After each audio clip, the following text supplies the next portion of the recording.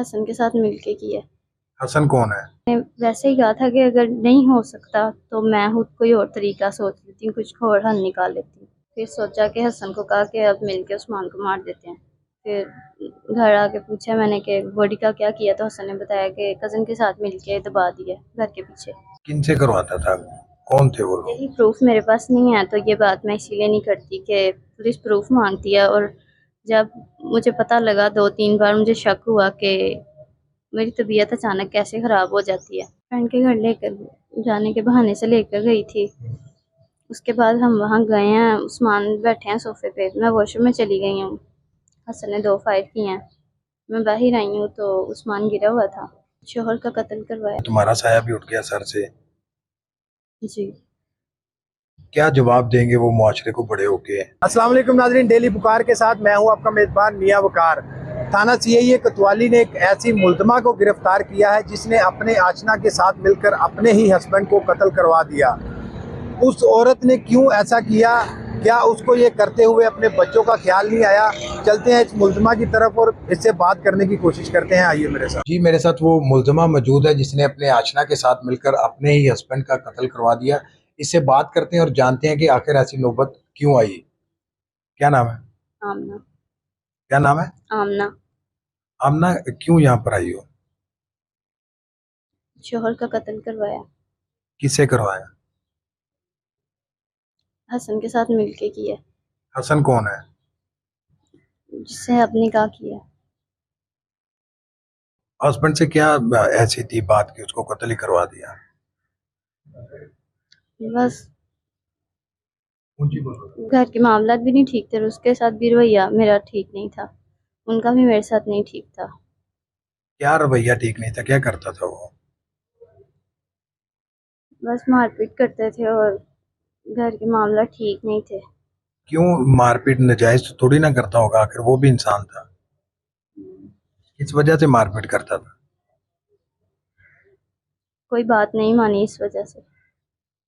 कौन सी ऐसी बात थी जो नहीं मानी और उसने मारपीट की और तुमने उसे कत्ल करवा दिया? सिर्फ एक ये नहीं वजह, और भी बहुत सारी वजह है कि माँ बाप ने जहेज नहीं दिया, इस वजह से भी उसकी फैमिली की तरफ से उसके ऊपर प्रेशर था। वो मुझे कहता था कि वहाँ से ये चीज़ लेकर आओ, ये लाओ। तो ये और भी ये भी वजूहात थी। बस इस बिना पे मारता था? जी। तो वो तुमसे कुछ गलत काम करवाता था, तुम बता रही थी। जी, लेकर गया था मुझे 2-3 बार कहीं पे, तो मुझे इसका शदीद गुस्सा था। तुम्हारी मर्जी से करवाता था? नहीं, किन से करवाता था?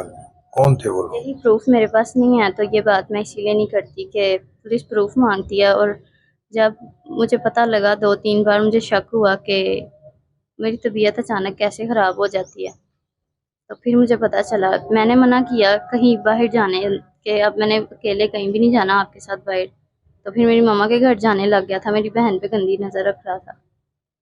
क्या नाम है तुम्हारे आशना का? हसन। कैसे इससे मुलाकात कब हुई? शादी पर गई थी इनके घर, तो वहाँ से आने के बाद मेरा राब्ता हुआ था। रिश्तेदार थे?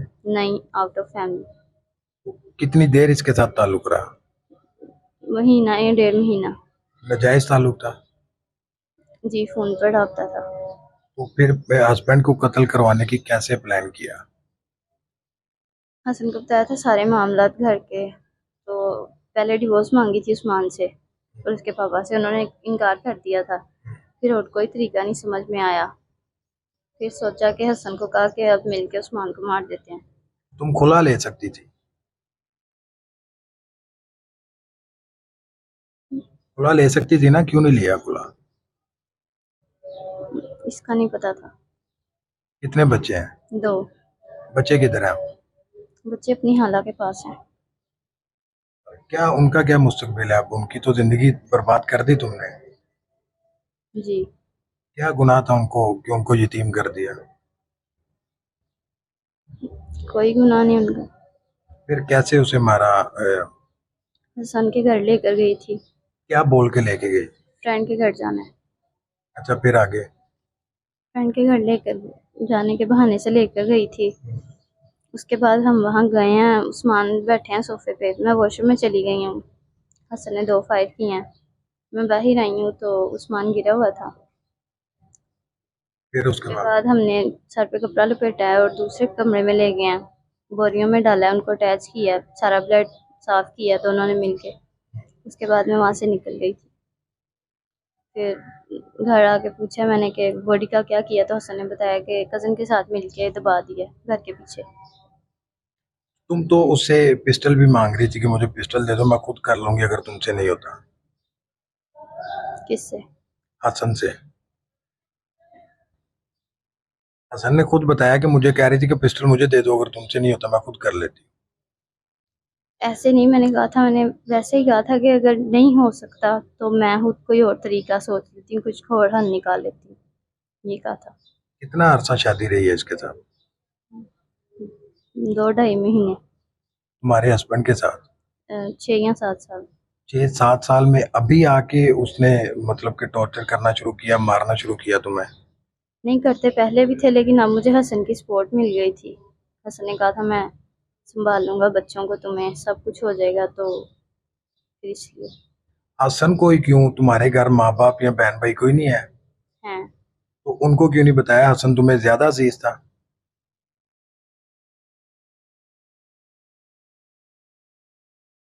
जवाब दो। पता नहीं। क्या प्लान था फिर हस्बैंड को मारने के बाद? अगला प्लान क्या था? उसके बाद मैं कुछ महीनों बाद गांव चली गई थी दोबारा। जब मुझे लगा कि पुलिस को मेरे पे शक हो रहा है, तो मैं गांव चली गई थी।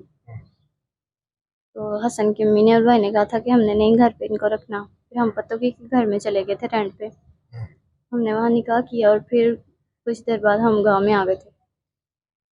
उसको कत्ल करने से पहले शादी का प्लान किया था तुम दोनों ने? नहीं, वो बाद में किया था। तो अब क्या फ्यूचर है? अब तुम्हारी जिंदगी जेल में, बच्चे यतीम हो गए, तुम्हारा साया भी उठ गया सर से। जी। क्या जवाब देंगे वो मुआशरे को बड़े होके? पता नहीं। पता नहीं, वो बताएंगे जो तुमने करतूत किया, वो बताएंगे लोगों को? जी। शर्मिंदगी है इस पे? जी। क्या सजा होनी चाहिए तुम्हें? पता नहीं, जो भी सजा होगी तो ठीक है। जरा खौफ नहीं आया कि एक इंसान के साथ तुमने 6 साल गुजारे हैं, उसके बच्चे पैदा किए हैं?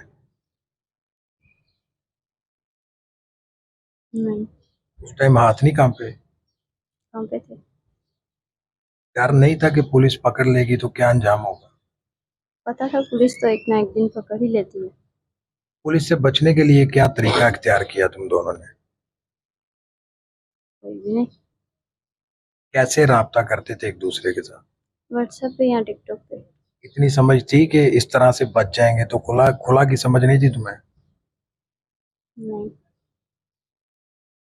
नाज़रीन, आपने मुलज़म के भी बयान सुने और इस मुलज़मा के भी बयान सुने। मैं रिक्वेस्ट करूंगा अपने माशरे की औरतों से कि खासकर इस उम्र में खुदारा रहम करें अपने आप पर, अपने बच्चों पर, अपने घर वालों पर रहम करें कि एक हंसता बसता घर उजाड़ के अपनी बाकी की ज़िंदगी जेल में मत गुजारें।